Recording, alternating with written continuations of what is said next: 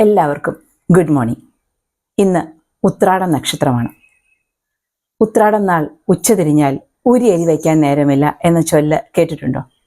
ഞാനിത് പലപ്പോഴും കേൾക്കാറുണ്ടായിരുന്നു. എല്ലാ ഒരുക്കങ്ങളും ജോലികളും ഒക്കെ തീർത്തു വെച്ചാലും അമ്മ ഇടയ്ക്കിടെ വീട്ടിലിത് പറയുമായിരുന്നു. അങ്ങനെ തിരക്കുകളുള്ള ഒരു ദിവസം ഓണവിശേഷങ്ങൾ കേൾക്കാൻ കടുപ്പത്തിലൊരു കഥയിലെത്തിയിരിക്കുന്ന എല്ലാ വീട്ടമ്മമാർക്കും വീട്ടച്ഛന്മാർക്കും സ്നേഹത്തോടെ സ്വാഗതം. അത്തത്തോടെ അരങ്ങുണരുന്ന ഓണാഘോഷങ്ങളിൽ ഓണത്തല്ല് എന്നൊരു നാടൻ കലാരൂപത്തെക്കുറിച്ച് കേട്ടിട്ടുണ്ടല്ലോ. കായം കളി, അവിട്ടത്തല്ല് എന്നൊക്കെ അറിയപ്പെടുന്ന ഓണത്തല്ല് പണ്ട് കാലത്ത് ഓണനാളുകളിലെ ഒരു കായിക വിനോദമായിരുന്നു. കളരിപ്പയറ്റിൽ നിന്ന് ഉറവെടുത്തു എന്ന് പറയപ്പെടുന്ന ഓണത്തല്ല് പാലക്കാട് ജില്ലയിലെ പല്ലശ്ശന എന്ന ഗ്രാമത്തിലാണ് ഉണ്ടായിരുന്നത്. ഒരു പ്രാദേശിക വൈരത്തിന്റെ ഭാഗമായി ഉണ്ടായ ഈ കയ്യാങ്കളി മത്സരം രണ്ടു ഭാഗമായി തിരിഞ്ഞ് ആളുകൾ ആട്ടക്കളത്തിൽ അവതരിപ്പിക്കുന്നതാണ്. പിന്നീട് സാമൂതിരിയുടെ ഇടപെടലോടെയാണ് ഇതിലെ മത്സര്യം മാറി വിനോദമായി തീർന്നത്. തങ്ങൾ നയിക്കുകയും നടത്തുകയും ചെയ്ത എണ്ണമറ്റ യുദ്ധങ്ങളുടെ ഓർമ്മയ്ക്കായി നായന്മാർ ഇന്നും പാലക്കാട് ഭാഗങ്ങളിൽ ഓണത്തല്ല് അവതരിപ്പിക്കാറുണ്ട്. ആ മേഖലയിലെ ഓണത്തിന്റെ ഒഴിവാക്കാനാവാത്ത ഒരു വിനോദമാണിത്. ഓണക്കാലത്തുണ്ടായിരുന്ന മനം കുളിർപ്പിക്കുന്ന മറ്റൊരു കലാരൂപമാണ് തുമ്പിതുള്ളൽ.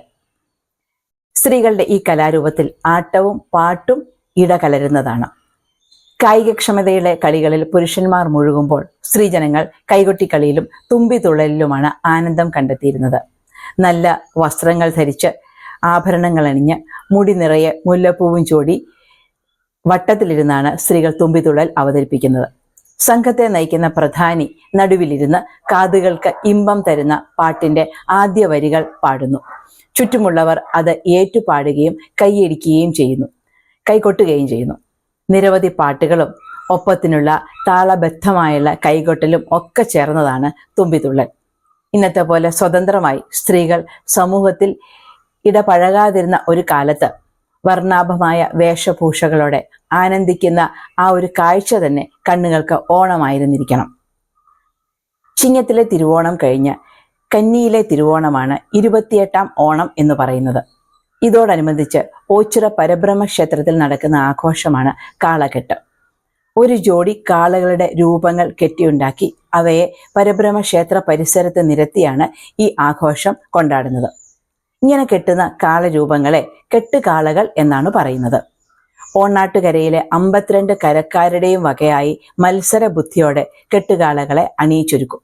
സമൃദ്ധമായ വിളവെടുപ്പിന് സഹായിച്ച കാളകൾക്കും അത് ദേശദേവനായ പരബ്രഹ്മത്തിനും നന്ദി പറയാനായി കാളയുടെ രൂപവും വിളവിന്റെ പങ്കുമായി കർഷകർ മുൻപ് ഓച്ചിറ ക്ഷേത്രത്തിൽ എത്തിയിരുന്നതിന്റെ ഓർമ്മകളാണ് ഇപ്പോഴത്തെ കാളകെട്ടുത്സവമായി മാറിയത്. ഓണം എന്ന വലിയ ആഘോഷത്തിന്റെ ഭാഗമായി ഇങ്ങനെ നിരവധി വിനോദങ്ങളിലാണ് കേരളക്കര ആനന്ദിക്കുന്നത്.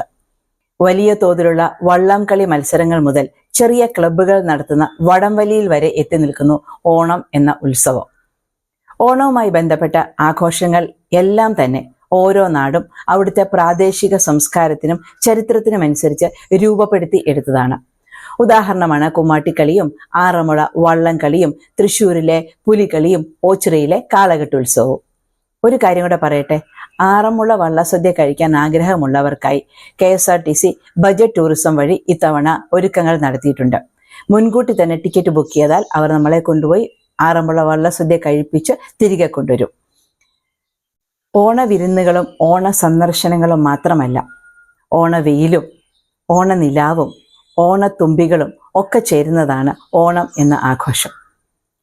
ഉത്രാട രാത്രിയിലെ നിലാവ് നിങ്ങൾ ശ്രദ്ധിച്ചിട്ടുണ്ടോ?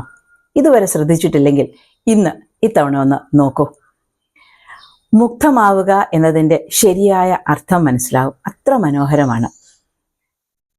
ഉത്രാടരാത്രിയിൽ മുടിയിൽ നീ ചൂടിയ പിച്ചിപ്പൂ മണക്കുന്നു വാടിയിട്ടും എന്നൊക്കെ ശ്രീകുമാരൻ നമ്പി സാർ ഓണപ്പാട്ടിൽ എഴുതിയത് വെറുതെ അല്ല എന്ന് മനസ്സിലാകും.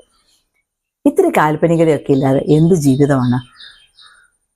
ഇന്നത്തെ ഓണവിശേഷങ്ങൾ നമുക്ക് ഇവിടെ നിർത്താം. ഇന്നത്തെ ഉത്രാട പാച്ചിലും കൂടെ കഴിഞ്ഞാൽ നാളെ തിരുവോണമാണ്. നാളത്തെ ഓണവിശേഷങ്ങളുമായി നമുക്ക് നാളെ വീണ്ടും കടുപ്പത്തിലൊരു കഥയിൽ കാണാം.